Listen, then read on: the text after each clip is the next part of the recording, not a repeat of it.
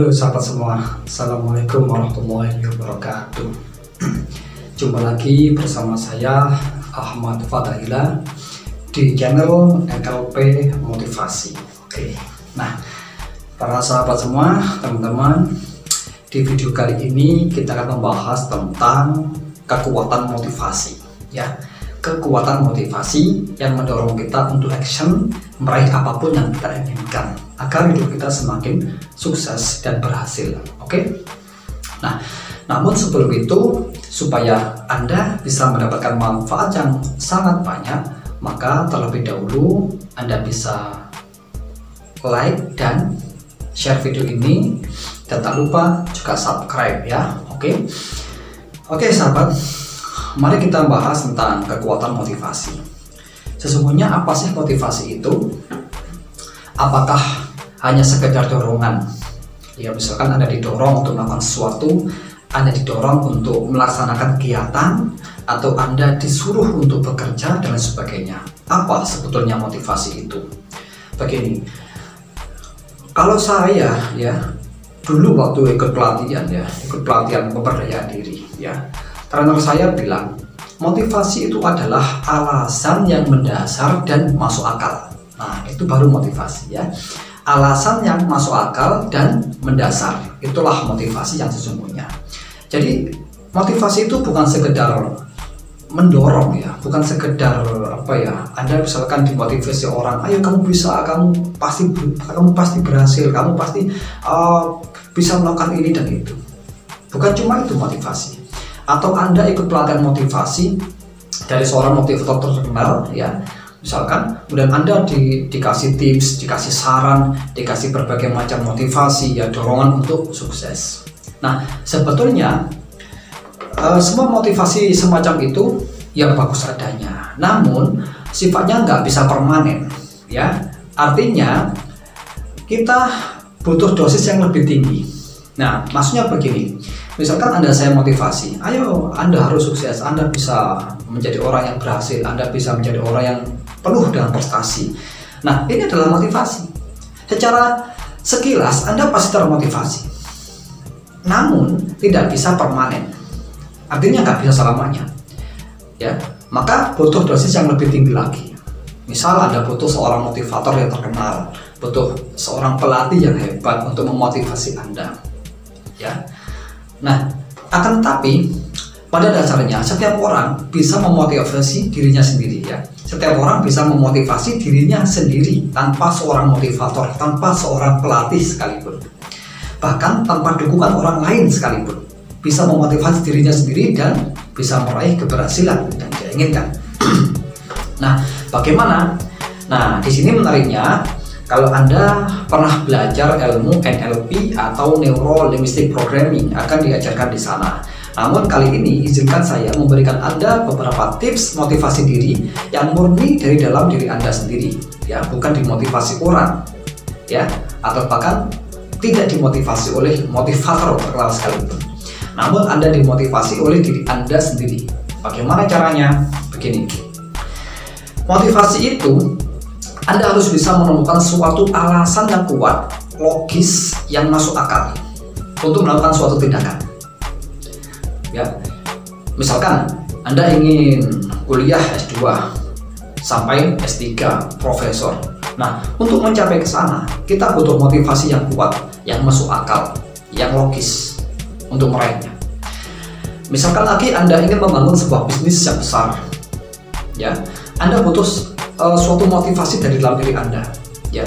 Untuk apa? Untuk bisa mencapai suatu bisnis yang bagus, yang besar, yang terus berkembang.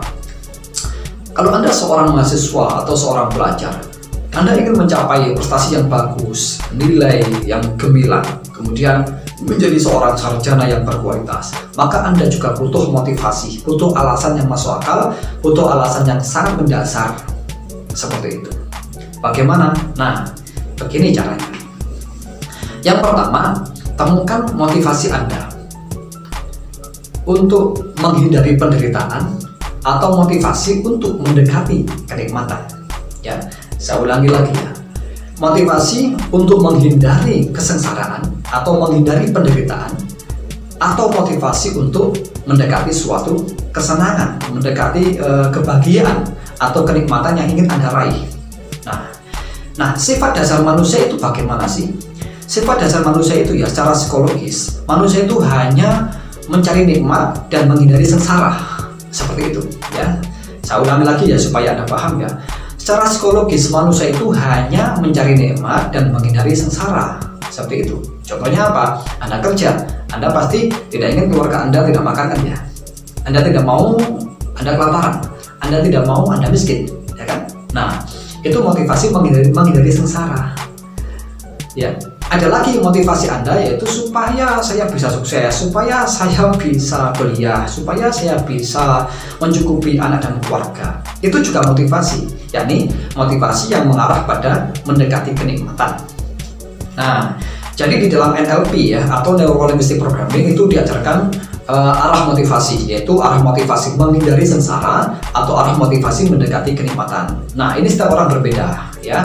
Ada yang cenderung mendekati kenikmatan, ada yang cenderung menghindari kesengsaraan. Nah, setiap orang memang berbeda, tidak ada yang salah, tapi kedua-duanya benar ya. Ini hanya masalah kecenderungan saja ya. Nggak ada yang salah, nggak ada yang lebih benar, nggak ada. Nah, sekarang kita cek, kita ini termasuk orang yang cenderung mendekati kenikmatan ataukah cenderung menghindari suatu penderitaan. Kita cek. Nah, kalau sudah ketemu, nanti kita buat motivasinya untuk mendorong diri kita melaksanakan suatu aktivitas atau meraih suatu kesuksesan yang kita inginkan, seperti itu. Nah, saya ambil contoh ya, misalkan Anda ingin prestasi di bidang olahraga, ya katakanlah Anda misalnya seorang pesilat mungkin ya. Nah, seorang pesilat apa sih motivasinya supaya dia bisa prestasi juara nasional atau bahkan juara internasional? Cari motivasinya apa? Misalnya kalau Anda orangnya itu mendekati kenikmatan, maka bisa seperti ini. Saya ingin menjadi seorang juara nasional supaya membanggakan nama baik negara, supaya menjadi kebanggaan keluarga, supaya mendapatkan hadiah yang besar, akhirnya bisa menghajikan orang tua atau membuat umroh atau membantu sanak keluarga, membantu fakir miskin dan sebagainya. Nah, kemudian kalau arah Anda adalah menghindari kesengsaraan, maka cari apa sengsara yang akan Anda dapat jika Anda tidak berprestasi, jika Anda tidak juara. Misalkan kalau saya tidak juara, wah malah memalukan buat keluarga. Kalau saya tidak juara, wah bagaimana nanti ya dunia persilatan di Indonesia, misalkan seperti itu. Kalau saya nggak juara, saya takutnya wah saya dijauhi oleh pacar saya, misalnya begitu. Misalnya lagi, kalau saya nggak juara, saya khawatir nanti diri saya ini nggak bisa melatih adik-adik saya, seperti itu. Nah, cari ketakutan apa yang terjadi jika Anda tidak ada juara, itu menghindari kesengsaraan ya. Jika yang tadi yang mendekati kenikmatan, maka cari efeknya, efek nikmatnya apa, cari dampak efeknya apa. Misalkan kalau saya juara, maka saya akan apa kebanggaannya, apa kenikmatan yang akan Anda dapatkan, seperti itu. Jelas ya? Nah, intinya apa? Intinya manusia itu bisa memotivasi dirinya sendiri dengan cara mencari sebab, mencari alasan yang masuk akal, mencari alasan yang logis. Kalau seandainya tidak mencapai sesuatu, apa yang akan terjadi? Ketakutan apa yang akan terjadi? Ya, atau kalau saya mendapatkan sesuatu, kenikmatan apa yang akan saya dapatkan? Begitu. Nah, keduanya ini antara menjauhi kesengsaraan atau mendekati kenikmatan, ini langsung hubungkan dengan kehidupan sehari-hari Anda, seperti itu. Nanti efeknya akan jauh lebih dahsyat lagi untuk mendorong kita. Nah, oke, jelas ya. Oke, semoga Anda paham. Oh ya, belum selesai, sorry ya. Ini ada kelanjutannya, saya baru ingat. Gini, kalau Anda sudah menemukan kecenderungan Anda, misalkan kecenderungan untuk menghindari sengsara atau kecenderungan untuk mendekati kenikmatan, maka setelah Anda menemukannya, bayangkan dan rasakan. Misalnya kalau yang ini ya menghindari kesengsaraan, maka bayangkan Anda tidak berhasil, Anda sengsara, Anda misalnya miskin, Anda misalkan nggak bisa mencukupi keluarga, Anda tidak bisa berrekreasi, Anda nggak bisa membantu sanak famili, Anda nggak bisa sekolah dan lain sebagainya. Bayangkan dan rasakan hal itu jika Anda tidak mencapai impian Anda. Nah, bayangkan lebih dalam dan seluruhnya, bahkan kalau perlu sampai menangis seperti itu. Nah, nanti pasti akan mendorong Anda termotivasi kuat mencapai suatu prestasi atau mencapai impian yang Anda inginkan. Ya. Kemudian lagi, jika Anda itu cenderung lebih ke mendekati kenikmatan, maka bayangkan apa efeknya, apa dampaknya, apa nikmatnya kalau saya mendapatkan impian saya. Misalkan Anda mendapatkan hadiah yang besar, Anda mendapatkan penghargaan dari keluarga atau penghargaan dari bos Anda, atau bisa pergi jalan-jalan, atau bisa membangun tempat ibadah, atau bisa membangun rumah yang besar, membeli mobil yang bagus. Nah, Anda bayangkan itu.